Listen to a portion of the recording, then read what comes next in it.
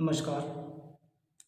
मैं doctor Mahendra Kumar Sharma, assistant professor sociology, Shri Shankaracharya महाविद्यालय जुनवानी से।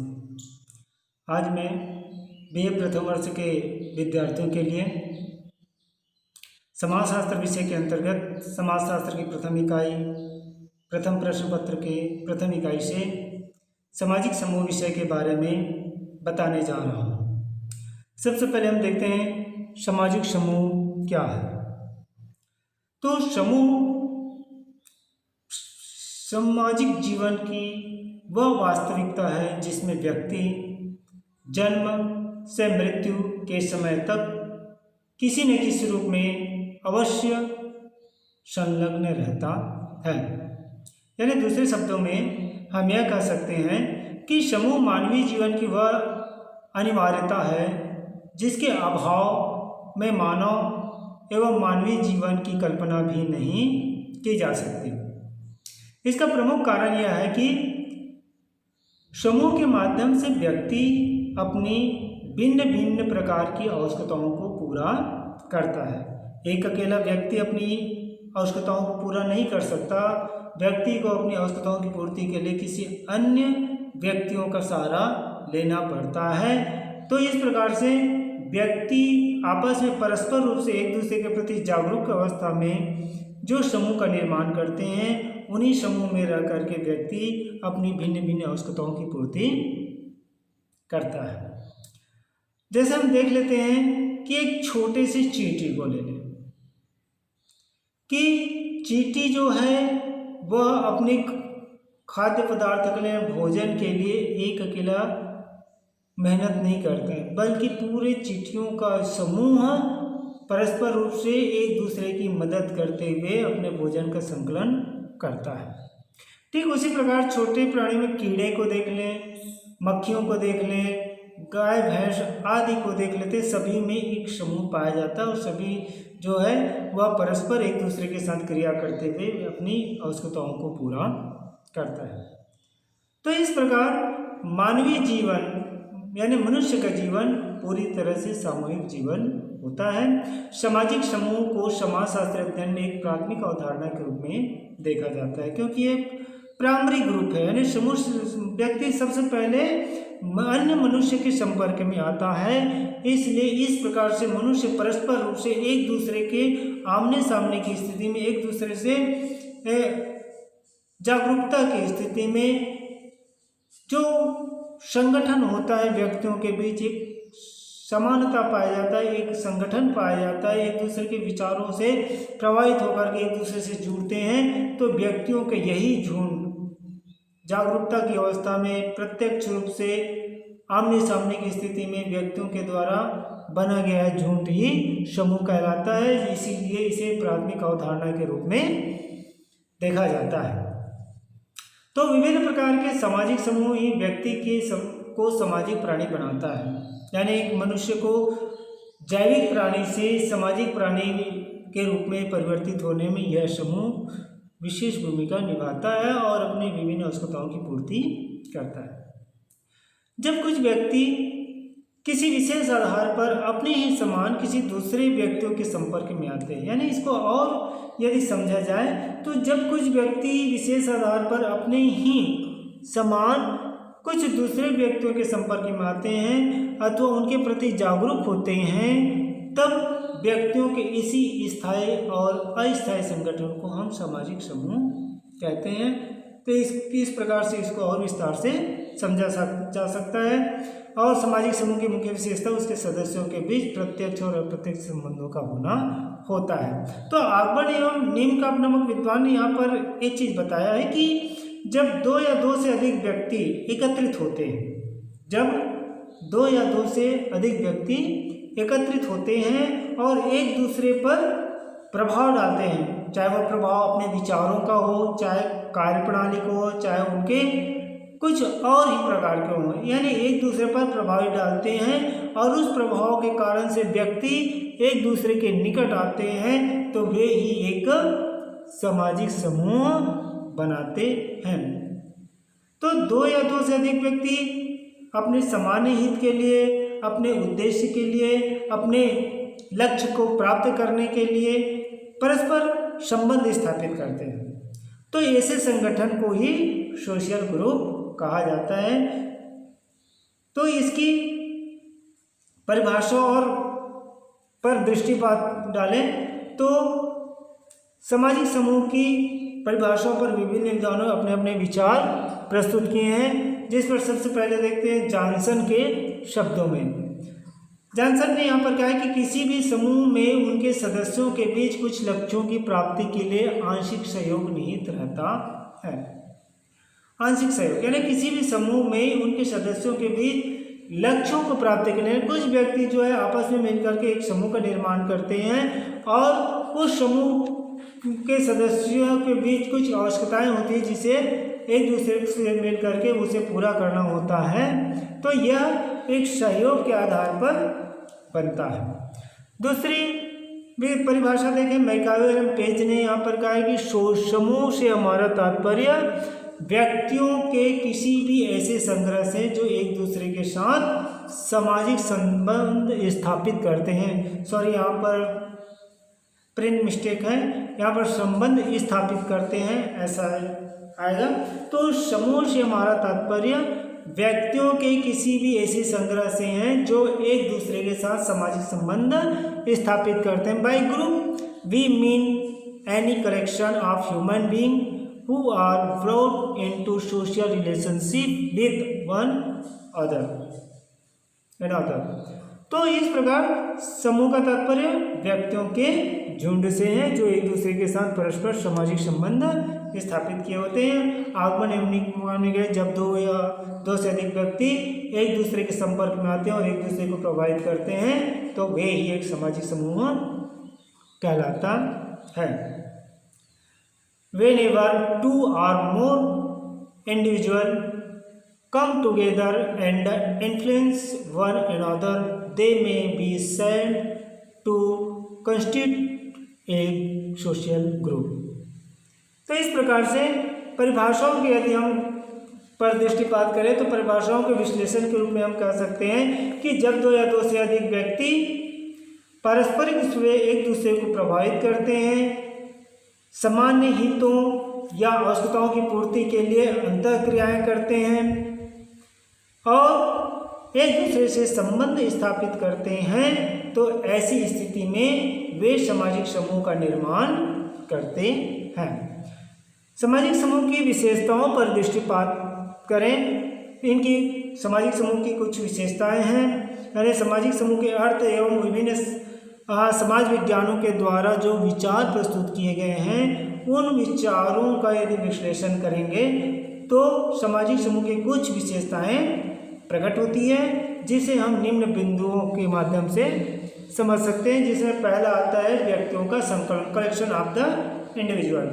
यानी समूह क्या है, वह व्यक्तियों का संकलन है। यानी इसमें एक से दो या दो से अधिक व्यक्ति एक साथ मिलकर के परस्पर एक दूसरे के साथ सहयोगात्मक रूप से क्रिया और अंतःक्रिया करते हैं, एक दूसरे की आवश्यकताओं की पूर्ति करता है। तो समूह जो है वह व्यक्तियों का संकलन होता है। दूसरा हम देखते हैं मूर्त संगठन, जो कि समूह व्यक्तियों से मिलकर बना है जिसे हम अपनी आंखों से आसानी से देख सकते हैं और इसलिए इसे हम मूर्त संगठन के रूप में मानते हैं। यानी सामाजिक समूह की दूसरी विशेषता है कि व्यक्तियों का संगठन जिसे हम अपनी आसानी से आंखों से देख सकते हैं, इसलिए यह मूर्त संगठन। दूसरे सामाजिक संबंध यानी व्यक्तियों के बीच कुछ लक्ष्य होते हैं, कुछ उद्देश्य होते हैं, कुछ आवश्यकताएं होती है जिसमें व्यक्ति उन आवश्यकताओं को, उन लक्ष्यों को प्राप्त करने के लिए दूसरे का सहयोग लेते हैं और इसी प्रकार से उनमें एक संबंध स्थापित, सहयोगात्मक संबंध स्थापित होता है जिसे हम सोशल रिलेशनशिप के नाम से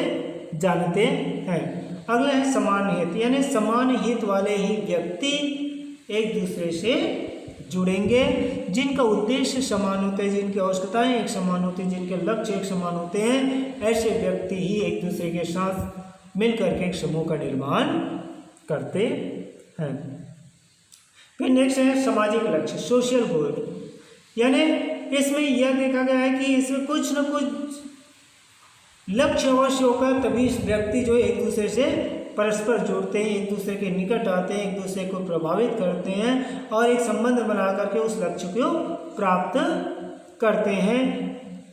अगली विशेषता है सहयोग। इसमें सामाजिक समूह में जैसे कि मैं पहले ही बता चुका हूँ कि कोई व्यक्ति अपनी आवश्यकताओं की पूर्ति एक अकेला नहीं कर सकता है, उसे अपनी ज़रूरत को पूरा करने के लिए अन्य व्यक्तियों का सहारा लेना पड़ता है। इस प्रकार से समूह में परस्पर जितने भी व्यक्ति होते हैं वे व्यक्ति परस्पर एक दूसरे का सहयोग करते हैं, इसलिए सामाजिक समूह की विशेषताओं में सहयोग पर निर्भर होता है। दूसरा है प्रभाव, यानी व्यक्ति अपने कार्यों के, अपने विचारों के, अपने अन्य तरीके से प्रभावित करके व्यक्ति को एक दूसरे के प्रति निकट लाते हैं, एक दूसरे को प्रभावित करते हैं। ये सामाजिक समूह की विशेषता है और इसकी एक निश्चित संरचना होती है। सामाजिक समूह में व्यक्ति जो है एक निश्चित संरचना में रह करके कार्य करते हैं और साथ ही यह समूह समाज की एक संरचना है जिसके कारण से समाज की व्यवस्थाएं भी बनी हुई होती है। प्रत्येक सामाजिक समूह की अपनी एक निश्चित संरचना पाई जाती है और इस संरचना के प्रत्येक भाग एक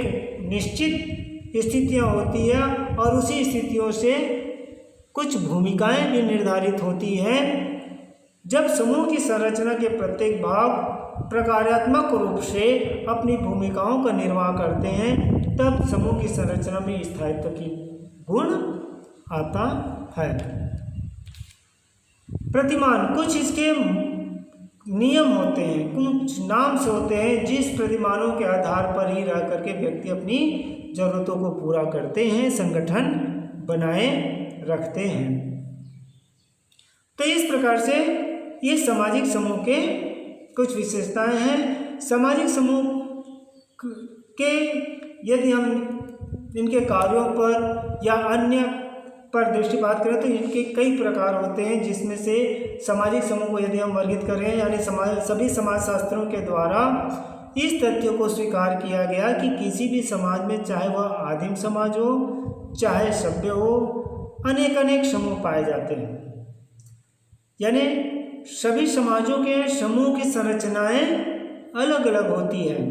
सामाजिक समूह के प्रकारों के संदर्भ में समाजशास्त्रियों के विचारों में पर्याप्त मात्रा में भिन्नता पाई गई और इसी कारण से अभी तक समूह के वर्गीकरण को एक नए विचारधारा के रूप में प्रस्तुत नहीं किया जा सकता। फिर भी कुछ समाजशास्त्रियों ने समूह के वर्गीकरण में संख्या को प्रमुखता प्रदान करते हुए समूह का वर्गीकरण कर दिया, यानी इसे अलग अलग भागों में विभाजित किया गया जिसमें हम अध्ययन करते हैं। तो इसके समूह के प्रकारों पर दृष्टिपात करें तो सबसे पहला आता है प्राथमिक समूह एवं द्वितीयक समूह, दूसरा आता है अंतर समूह और बाह्य समूह, तीसरा है उदग्र समूह और समतल समूह। तो इस प्रकार से ये तीन प्रकार के समूह के रूप में इसे विभाजित किया गया है। तो पहले हम देखते हैं प्राथमिक समूह एवं द्वितीयक समूह। तो प्राथमिक समूह चार्ल्स फूले ने सर्वप्रथम 1909 में प्राथमिक समूह की अवधारणा का उल्लेख किया, जिस समूह में सदस्यों के बीच आमने सामने का घनिष्ठ संबंध, हम की भावना एवं व्यक्तिगत सहयोग अधिक पाया जाए उसे हम प्राथमिक समूह कहते हैं। यानी यहाँ पर चार्ल्स फूले ने स्पष्ट किया। सबसे पहले प्राथमिक समूह की अवधारणा किसने प्रस्तुत किया? चार्ल्स फूले ने सन 1909 में। उन्होंने प्राथमिक समूह को परिभाषित करते हुए कहा कि जिस समूह में सदस्यों के बीच आमने सामने का घनिष्ठ संबंध पाया जाता है, यानी आमने सामने प्रत्यक्ष रूप से हम की भावना पाई जाती है, यानी उसमें मैं यानी स्वार्थ की भावना नहीं बल्कि उसमें सहयोगात्मक भावना पाई जाती है, व्यक्तिगत सहयोग अधिक पाया जाए यानी एक दूसरे के कार्यों में सहयोग देना। तो ऐसे समूह को, ऐसे व्यक्तियों के झुंड को, ऐसे व्यक्तियों के संगठन को हम प्राथमिक समूह कहते हैं। जैसे प्राथमिक समूह परिवार, क्रीड़ा समूह एवं पड़ोस, यानी परिवार में व्यक्ति आपस में एक दूसरे के सामने रहते हैं, एक दूसरे के साथ घनिष्ठ संबंध पाए जाते हैं। हम की भावनाएं पाई जाती है, एक दूसरे का सहयोग करते हैं। क्रीड़ा समूह में खेल मैदान में देखते हैं कि जितने भी खिलाड़ी होते हैं वे सभी अपने टीम के लिए खेलते हैं, न कि अपने लिए खेलते हैं। पड़ोस भी एक प्राथमिक समूह के रूप में है, जिससे हम प्रत्यक्ष रूप से हमारा संबंध होता है। तो प्राथमिक समूह का आशय उन समूह से लिया गया है जिसमें प्रत्यक्ष रूप से आमने सामने के संबंध, घनिष्ठ संबंध पाया जाता है। और इस प्रकार प्राथमिक समूह वास्तव में आमने सामने का समूह होता है, जिसमें सदस्यों में अत्यधिक घनिष्ठता, सहयोग की भावना, सहानुभूति, सद्भावना आदि अधिक मात्रा में पाए जाते हैं। दूसरा, द्वितीयक समूह। तो द्वितीयक समूह का तात्पर्य होता है, समान अर्थ में द्वितीयक समूह उन समूह को कहा जाता है जिनके सदस्य के मध्य औपचारिक संबंध होते हैं तथा इन संबंधों का निर्माण निजी स्वार्थों एवं हितों को पूरा करने हेतु किया जाता है।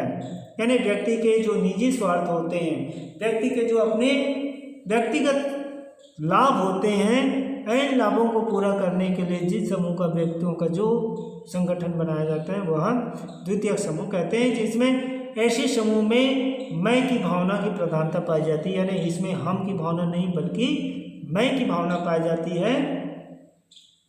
समझौतापूर्ण संबंध होता है और भावनात्मक संबंधों की इसमें कमी होती है। यानी इसमें घनिष्ठता, इस समूह में घनिष्ठता नहीं पाई जाती है। सिर्फ व्यक्ति अपने हित को, अपने स्वार्थ को पूरा करने के लिए करते हैं। जैसे व्यक्ति की हित और स्वार्थ पूरा हो जाते हैं, उस समूह के सदस्यता से हट जाते हैं। यानी यहाँ पर यह जो समूह में घनिष्ठता का अभाव वाले अनुभवों को प्रदान करते हैं उन्हें हम द्वितीयक समूह कहते हैं। जिस समूह में घनिष्ठता का अभाव पाया जाता है उसे हम द्वितीयक समूह कहते हैं।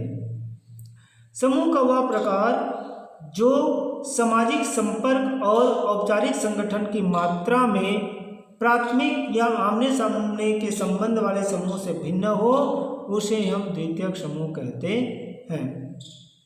इसमें हम की भावना नहीं पाई जाती, मैं की भावना पाते हैं। जैसे उदाहरण के रूप में देख लेते हैं राजनीतिक दल।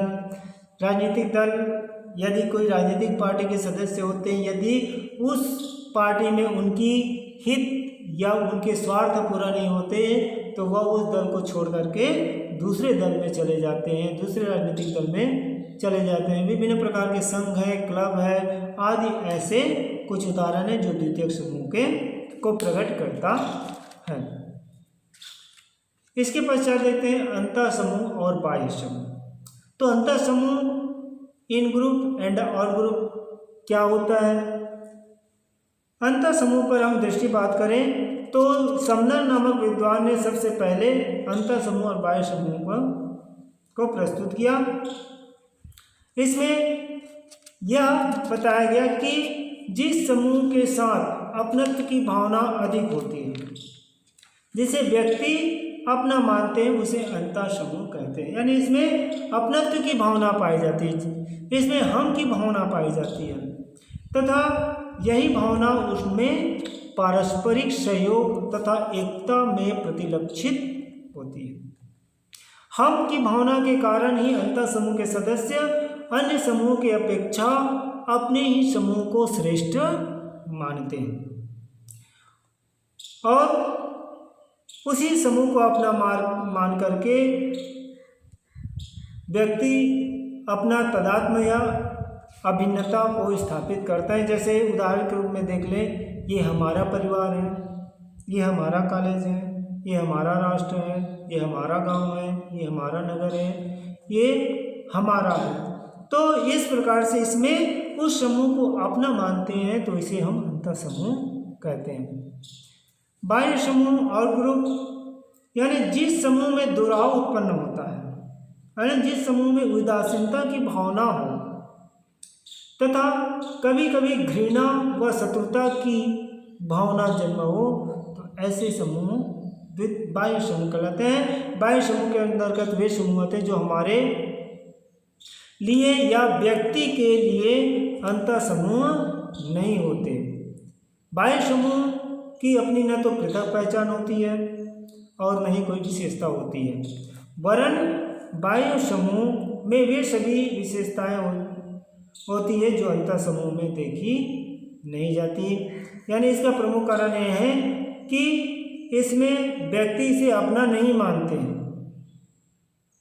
बल्कि वह दूसरा मानते, उसमें दुराव की स्थिति उत्पन्न होती है। जैसे ये दूसरा कॉलेज है, ये दूसरा राष्ट्र है, ये दूसरी जाति के सदस्य हैं। तो इस प्रकार से बाह्य समूह जिसमें उदासीनता की भावना, दुराव की भावना, ऐसे समूह पाए जाते हैं, वह बाह्य समूह कहलाता है। इसके पश्चात देखते हैं हम उदग्र समूह और समतल समूह। तो उदग्र समूह क्या है और समतल समूह क्या है, इस पर हम दृष्टिपात करें तो मिलर ने सामाजिक दूरी व समानता के आधार पर उदग्र और समतल समूह की चर्चा की है। किसके आधार पर? मिलर ने सामाजिक दूरी व समानता के आधार पर उदग्र और समतल समूह की चर्चा की है। उदग्र समूह वर्टिकल ग्रुप, जब कोई समूह विभिन्न खंडों में विभाजित हो, यहाँ पर ध्यान रखिए, ध्यान दीजिएगा कि जब कोई समूह विभिन्न खंडों में विभाजित हो और उन खंडों में उच्च नीच का स्तरीकरण हो तो उसे उदग्र समूह कहा जाता है। यानी इसमें उच्चता और निम्नता का भेदभाव होता है, यानी अलग अलग भागों में विभाजित होता है, तो उसे ही हम उदग्र समूह कहते हैं। जैसे जाति में देखते हैं, ये ऊंची जाति का, ये निम्न जाति के हैं। जातिगत में इस प्रकार से पूरे समाज जो है जातिगत आधार पर एक अलग अलग खंडों में विभाजित है, तो ऐसे समूह को उदग्र समूह कहते हैं। समतल समूह, जिस समूह में सदस्यों की स्थिति लगभग समान होती है, उसे हम समतल समूह या क्षैतिज समूह कहते हैं। हॉरिजॉन्टल ग्रुप, यानी जैसे श्रमिक वर्ग, मजदूर वर्ग, शिक्षक वर्ग, प्राध्यापक वर्ग, विद्यार्थी वर्ग, ये सभी क्या है, इनमें एक समानता है। ऐसे समूह में समानता है, ना कोई ऊंचा है ना कोई नीचा है, सभी एक समान है, बराबर है, तो उस समूह को हम समतल समूह कहते हैं। तो इस प्रकार से समूह के प्रकार यहाँ पर बताए गए।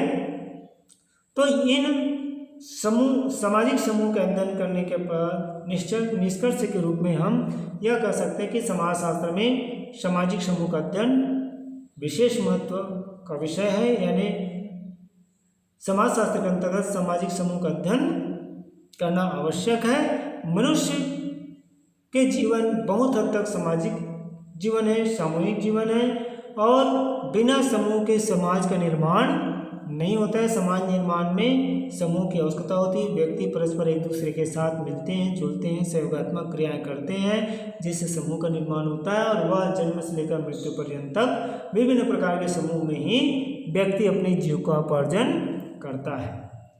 जब दो या दो से अधिक व्यक्ति सामान्य हितों के लिए नियमों के अधीन सामाजिक संबंध बनाते हैं और एक दूसरे को प्रभावित करते हैं, तो वे ही सामाजिक समूह कहते हैं। तो सामाजिक समूह के सदस्यगण भावनात्मक रूप से एक दूसरे के दायित्वों को पूरा करते हैं। जैसे हम समूह में हम देख लेते हैं अपने आसपास में, यदि पड़ोस के पास हम देखते हैं कि यदि किसी के यहाँ शक्कर खत्म हो गए तो वह पड़ोस से यहाँ जाता है और उसे बिना उसका मूल्य लिए उसे क्या देता है, वह एक कटोरी शक्कर उसे दे दिया जाता है। जो आवश्यकताएं होती है, ज़रूरत की समान होती है, एक पड़ोसी दूसरे पड़ोसी का हेल्प करते हैं, एक मित्र दूसरे मित्र का हेल्प करते हैं, एक व्यक्ति दूसरे व्यक्ति का हेल्प करते हैं, एक किसान दूसरे किसान का हेल्प करते हैं। तो इस प्रकार से एक दूसरे की आवश्यकताओं को पूरा करते हैं और परस्पर एक दूसरे से भावनात्मक रूप से जुड़े हुए होते हैं। तो व्यक्तियों के ऐसे संगठन को ही हम समूह कहते हैं, सामाजिक समूह कहते हैं। सामाजिक समूह के इस अध्ययन में मैंने कुछ विचारकों के, कुछ विद्वानों की पुस्तकों का सहारा लिया, जिसमें जी के अग्रवाल जी का है, गोपी रमन प्रसाद जी का पुस्तकी सहारा और C.H. कुले नामक विद्वान की, इन सभी विद्वानों की पुस्तकी के सहारा लेकर के मैंने यह प्रेजेंटेशन बनाया है, आप लोगों को सामाजिक समूह के बारे में बताया है। धन्यवाद।